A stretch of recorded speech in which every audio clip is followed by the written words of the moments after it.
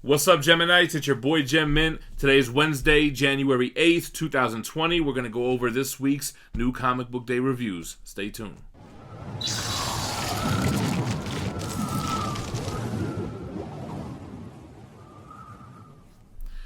Alright, y'all. As always, we're going to keep this thing spoiler-free.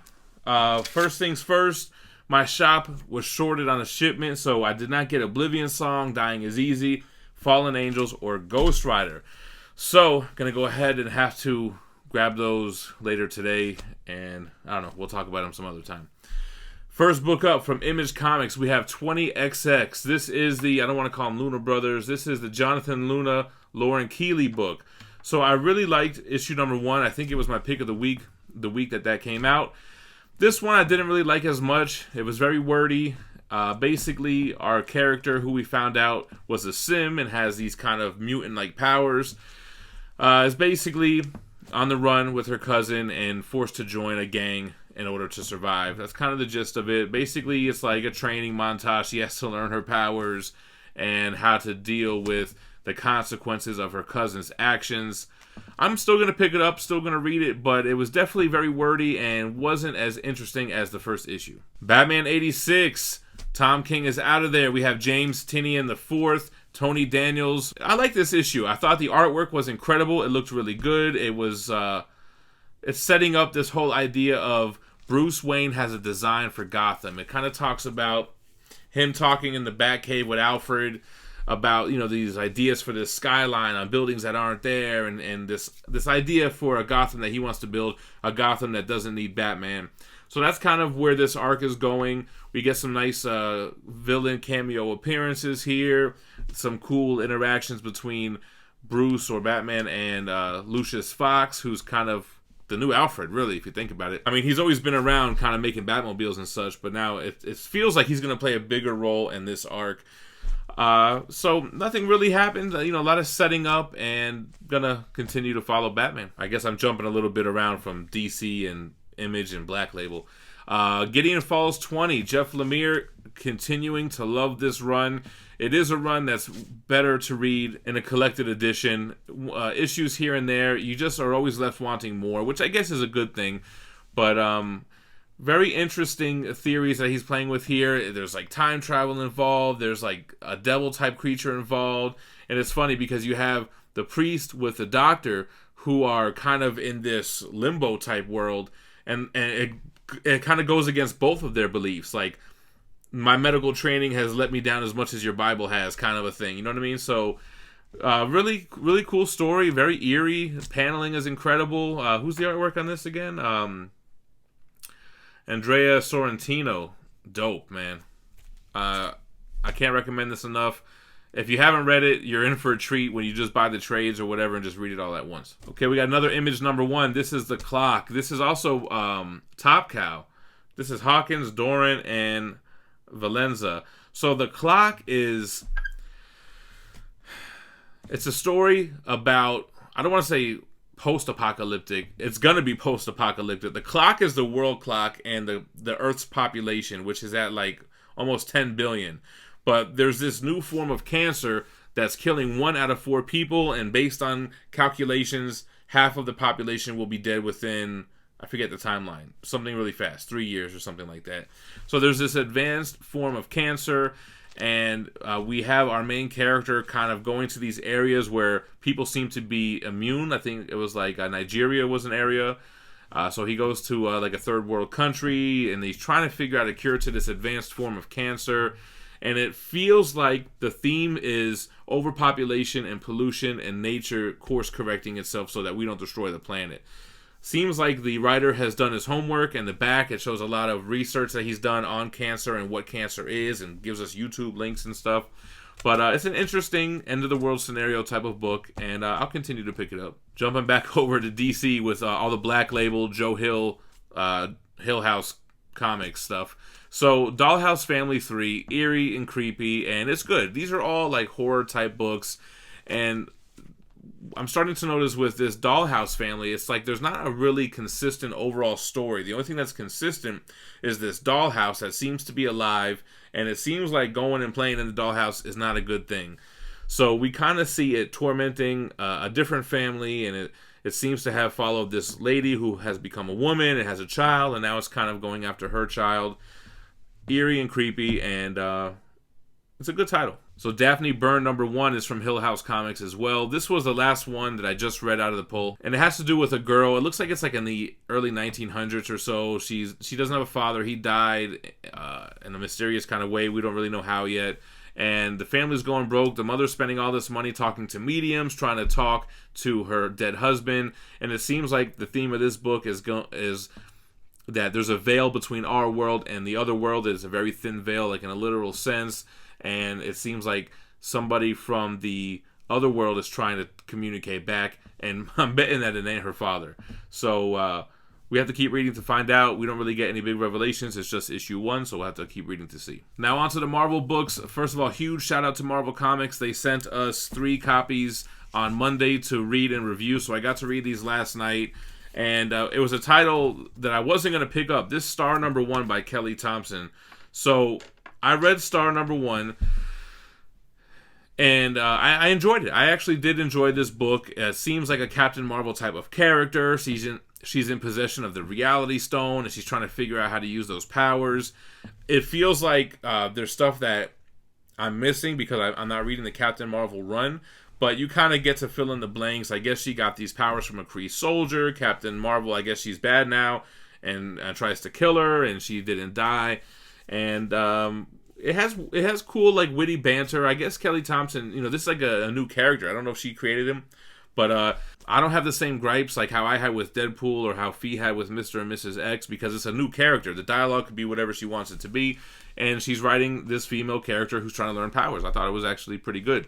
Not something that I probably will keep reading, but if you're into the Captain Marvel run, this might be something that you want to pick up. Marvel's X #1, Alex Ross, Jim Krueger. Alex Ross doing the covers and the script, I believe. And what we have is this futuristic Marvel world where there is this plague that's happening. It's wiping everybody out. We're being told this story through this young boy who's a big believer in superheroes. This plague is kind of scabbing people up and cocooning them, and they're dying, and I think some people are surviving. Kind of reminded me of a little bit of Inhumans. But kind of how Marvel's was told through, like, this photographer. This is being told through this young kid who's literally losing everything around him, but he's holding on to hope to the superheroes, so he's got to find Captain America, Iron Man, Spider-Man. He's got to find them and see if they can save the world. So it seems like a more realistic type of book. Definitely a post-apocalyptic type of book. There's going to be a couple more in here. And it's interesting to see Alex Ross, just kind of writing the script. I think he might have... Did he write Marvel's? Or did he help write it? Anyway, he's doing the covers, and they're badass. This is actually the main character who... Yeah, that's right. It is like the Inhumans, because some people come out of the cocoon and they have, like, mutant-type powers or superpowers. So he puts on his Green Goblin mask to kind of go out to get bread and be tough. I don't know if that's too much of a spoiler. Sorry for this. But anyway, I think it was worth picking up. Marvel's X #1 was good. Runes of Ravencroft Carnage #1. So what I liked about this is that, like, the events of Absolute Carnage mattered. Like, it has stakes going forward into the Marvel Universe. We see it in Venom. We're seeing it in this Ravencroft storyline, which Ravencroft, as you remember through Absolute Carnage, it kind of got jacked up, man. Carnage and his horror was running through there. John Jameson couldn't keep it together. And, man, I feel bad for this guy. This guy, if he's not changing into werewolves, he's changing into Carnages and all this other stuff. Basically, we're dealing with the ruins of Ravencroft, and we get a lot of backstory. I don't want to spoil it, but, like, the place where Ravencroft was created is, like, this ancient Indian burial ground. It's, like, this unholy ground where nothing grows, and the founders of it, the last names tie into current events. So it's pretty cool how they tied that together. And it looks like there's some type of hidden area of Ravencroft that we haven't explored yet. So that's what this looks into. So the next one is like a Wolverine One Shot. I think it's called Sabretooth, but it's Wolverine on the cover. So we'll see how that all ties in. All right, Excalibur #5. So this is like my least favorite Dawn of X title because I'm not really super into that fantasy type of world. The other world stuff I'm not really into. But this was probably the best Excalibur issue ever. Rogue in full effect. She's back and she's killing it. The Apocalypse Showdown was dope. And we're starting to get some answers on what the hell's even going on in this title. So I enjoyed this one, man. I haven't dropped any Dawn of X titles. I don't really plan to. I know I've been reading some people are dropping this one or that one. But I'm keep going strong because sometimes they don't start off strong, but then they pick up. So issue 5 was pretty good. Then we got New Mutants 5. Now, New Mutants is an interesting one because it almost feels like a Guardians of the Galaxy run. It's like New Mutants in space, and it's narrated by Robbie Sunspot, and I really like his banter and his humor. Hickman's writing this one, and he does a good job. You can tell he's a New Mutants fan. You know, it's the original New Mutants team. They're in space. They're paying debts for being broken out of prison or whatever.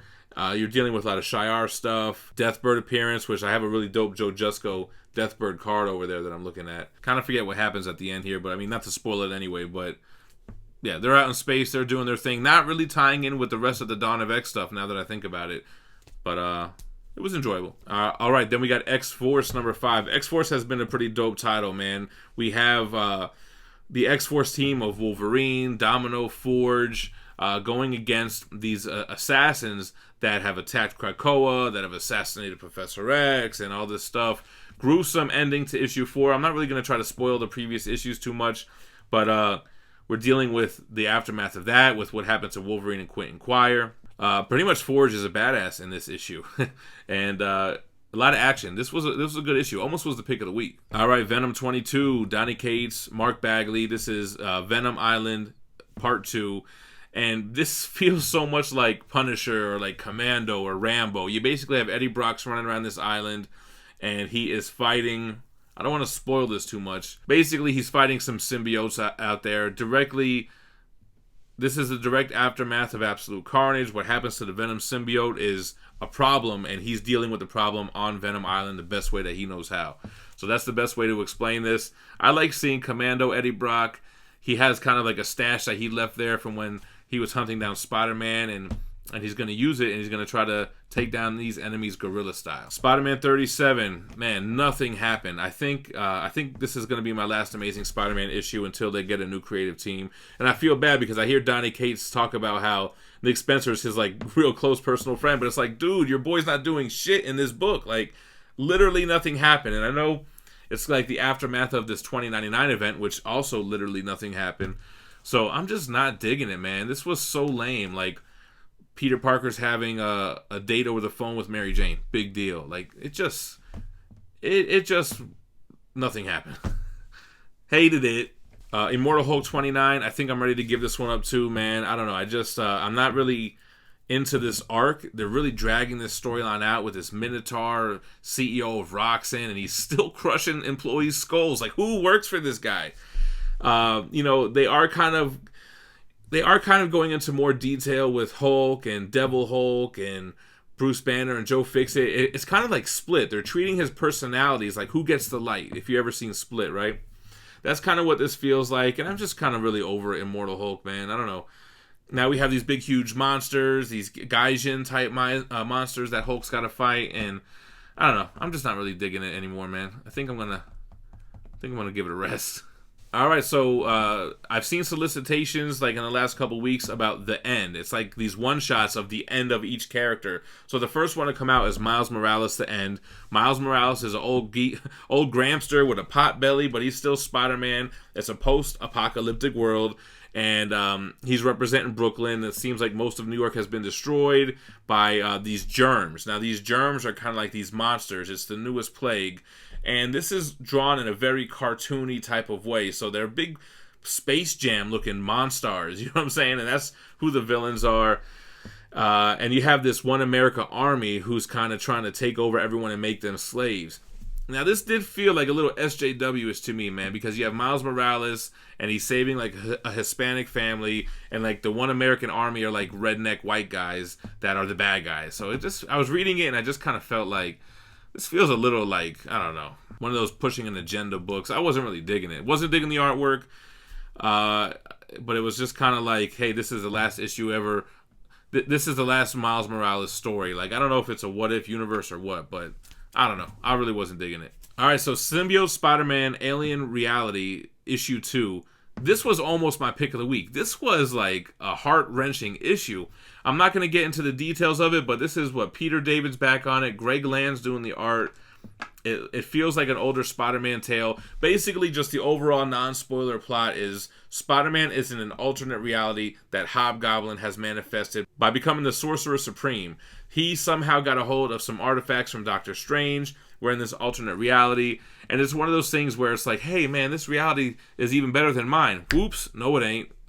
Some other heart-wrenching shit happens. I do notice that they reference something that happened in Symbiote Spider-Man. I don't know how many issues that was, which I didn't read, but I didn't really feel lost. I still was able to follow this no problem. It was a really good issue. So I thought I wasn't going to even have a pick of the week this week, man. I was thinking like, man, I didn't really love anything that much. And then I was like, oh yeah, I did. Power Rangers and Ninja Turtles Issue 2 by Boom Studios is definitely my pick of the week for the same reasons that Issue 1 was my pick of the week, whatever week that was that it came out. I just love the interaction between the Power Rangers and the Turtles. I think that they blend together perfectly. The only thing they could have done even better was make Power Rangers the cast from Saved by the Bell. But we see why Tommy is doing what he's doing. That whole Kino from Secret of the Ooze type of vibe is there. Shredder, badass at the end, y'all. I'm not going to spoil it, but you know what I'm talking about. If you're a Turtles fan, IDW fan, or a Boom Studios Power Rangers fan, this is made for you like it was made for me. I loved it. That is the new comic book day reviews for today, guys. Those were my thoughts. Let me know what was your pick of the week in the comments below. What titles are hot? What are you going to drop? Let me know, man. And I'm sticking with Dawn of X, but what about Spider-Man and Hulk, man? Is it warranted?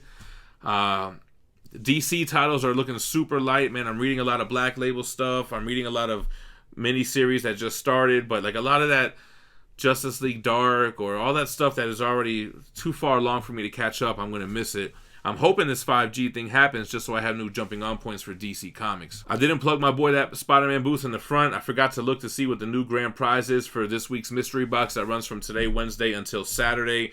But I'll put it in the description below. Use the code GemMint for $10 off that $30 mystery box so that you can get your money's worth no matter what. It's only one-time use per person, lifetime. So if you use the code before, it ain't going to work. But if you want to jump in the mystery box for this week's grand prize, make sure to use that code. I'll put the link in the description for that SpiderManBooth.com and the code GemMint. Make sure to drop that like before you get up out of here. Make sure you're subscribed to the channel for more daily content. And I might have to stop saying daily, man. I don't have any videos in the queue right now. I really need to get home tomorrow and grind out some videos, start building up my stash. We got a Doomsday Clock giveaway going on right now. If you check out that video, you can see how to enter at the end. And we're probably going to continue to do more giveaways like that, just random stuff. Maybe I'll do a full review of a book or an omnibus and we'll just give it away or whatever. So make sure that you guys are subscribed so that you stay on top of that. And stay minty fresh. Peace.